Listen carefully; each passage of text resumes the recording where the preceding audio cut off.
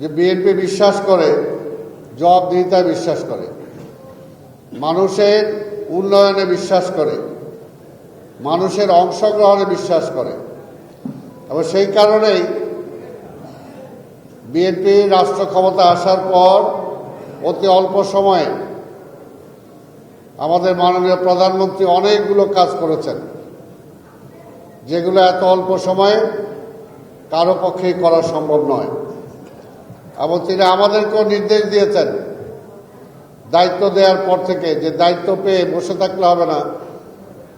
এই দায়িত্ব দেওয়ার মানে হলো এটাই যে এতদিন সিটি কর্পোরেশনের পক্ষ থেকে নাগরিক সুযোগ সুবিধা অনেকে বঞ্চিত ছিল। অনেক জায়গায় অনেকে খোঁজ খবরই রাখতো না, সিটি কর্পোরেশন আছে কি নাই এটাও বোঝা যাইত না।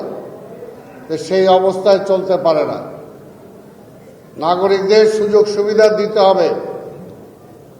সিটি কর্পোরেশনের দায়িত্ব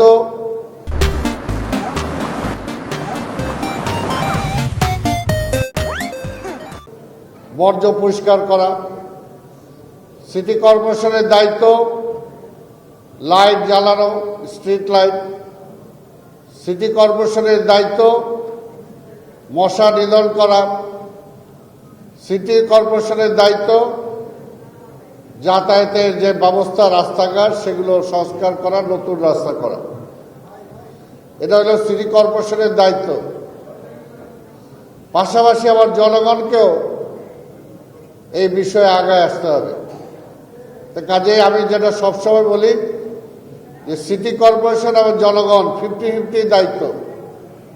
আমি একদিক দিয়ে রাস্তা পরিষ্কার করলাম, আর একদিক দিয়ে আপনি 6 তলা থেকে ঢিল মেরে রাস্তায় ময়লা ফেলে দিলেন, আপনার বাজারের সামনে দোকান থেকে ঝাড়ু টাড়ু দিয়ে সব রাস্তার মাঝখানে ফেলে দিলেন, তাহলে তার হবে না। এর জন্য আমাদের পরস্পরের মধ্যে একটা সম্পর্ক থাকতে হবে, একটা শৃঙ্খলায় আসতে হবে। ঢাকা শহরে যানজট থাকবে, কিন্তু তার নিরসনের ব্যবস্থা থাকতে হবে। ঢাকা শহরে রিক্সা চলবে, কিন্তু সেই রিক্সা একটা শৃঙ্খলার মধ্যে থাকতে হবে। ঢাকা শহরে হকার থাকবে, কিন্তু এর মানে এই না যে পুরা ঢাকা শহর জুড়ে সব জায়গায় হকার বসে যাবে, সব ফুটপাত দখল হয়ে যাবে, রাস্তা দখল হয়ে যাবে, এটাও হতে পারে না। সবকিছুকে একটা শৃঙ্খলার মধ্যে আসতে হবে।